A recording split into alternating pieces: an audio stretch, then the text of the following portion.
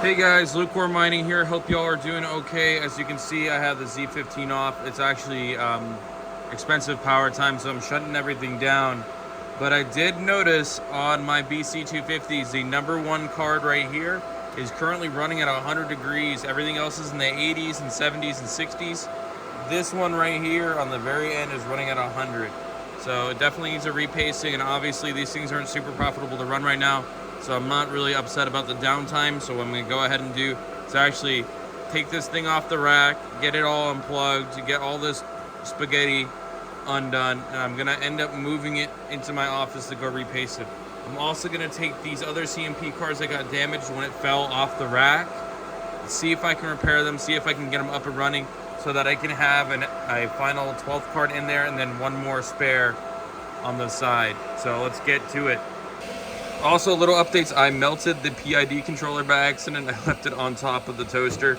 So I need to order a new PID controller to get this thing up and running again so I can have it programmed. Also thinking about, someone mentioned using an Arduino and a PID relay on this thing to get it working again so that I could program it and run it basically wirelessly and set the program myself on it. Really contemplating doing that. I think it'd be a cool project to do. And then obviously 3D printers out here. I need to order washers for this.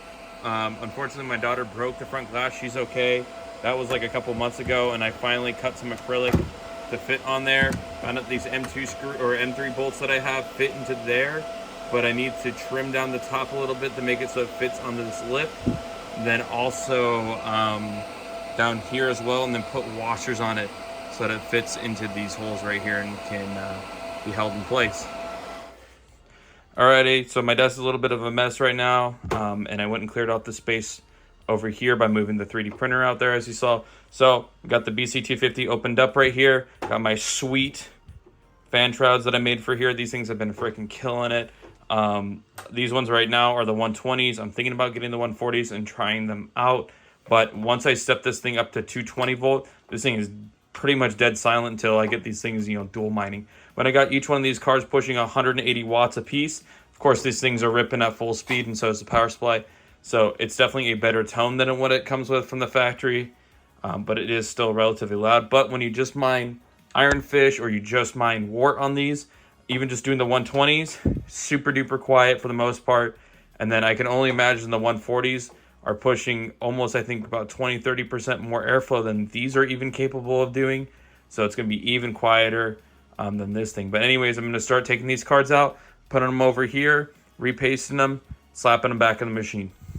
And I don't know if I showed these off to you guys already, but I ended up making a revision on these now. So they have a little notch on the side there. They'll hold the fan cables.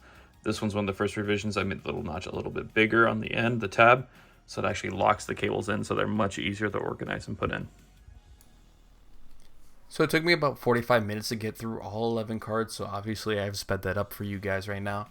Most of the pads in these cards were actually in really good condition. They still had their oil, they were very flexible, but the thermal paste was completely dry on the majority of cards. The two cards that I found that did not have dry thermal paste were the refurbished cards that had already went and repasted and repadded when I first got them in. They were ones that I bought separately on eBay, so might as well repaste them and get them all consistent, at least with each other. So all repasted, and those ones were already previously repadded.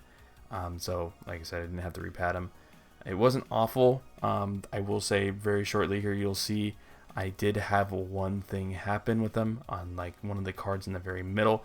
I had the screw strip out on me when I was trying to take it out. It was a pain in the ass. As you'll see, I will whip out the grinder, start cutting the notch into the top, and just using the flathead to pull it out. Honestly, if it ever happens to you, that's all you do. Grind it and pull it out.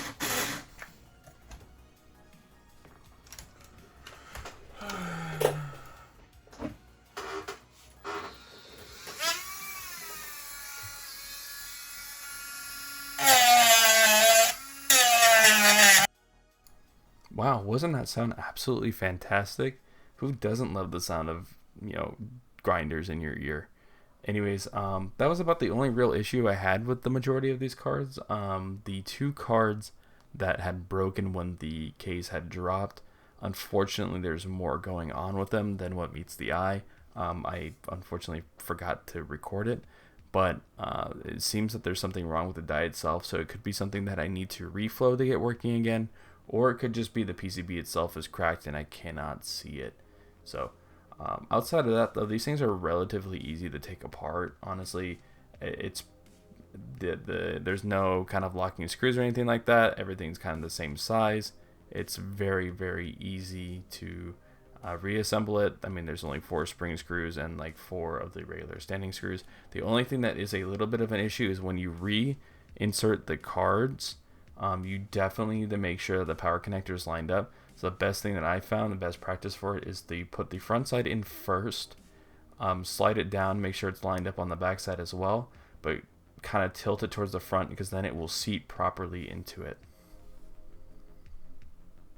So I took the one from the end slot that was working and moved it into the number 11 slot, and I can feel it. It is definitely working right now. It definitely has air blowing out of it, and obviously the USB is flashing, so it's working. This one right here, though, is one of the cards that was originally on the end that got hit. As you can see, the buttons no longer work on it, and when I plugged the USB from that one into this one, it did not start mining. Nothing was working properly on it. So unfortunately, it does look like this card is damaged. I'm going to go ahead and attempt to swap it out and see if I can get this slot working. As you can hear, we just ramped up. We're starting to get a little warm. Unfortunately, the end card did not end up working. I swapped it out for the other one that was also damaged when it dropped, and there seems to be something going on with them that's more severe. I took a look at the die. It looks like it's lifted a little bit, so maybe a reflow might fix them. I don't really think so, though. They aren't really designed with the highest quality in mind. But otherwise, most of them are running anywhere between 70 and 80 degrees now, rather than closer to 90 to 100. So significantly colder, running significantly better. Anyways, guys, please like and subscribe. It does help a ton. If you want to see more content like this, please let me know. I kind of dig the green glow coming off of my Z15 that's running up here right now. I'm testing out these 2 hash boards. Anyways, I should have a stream up maybe this weekend or next week, and also some more videos coming out. So take care. Peace.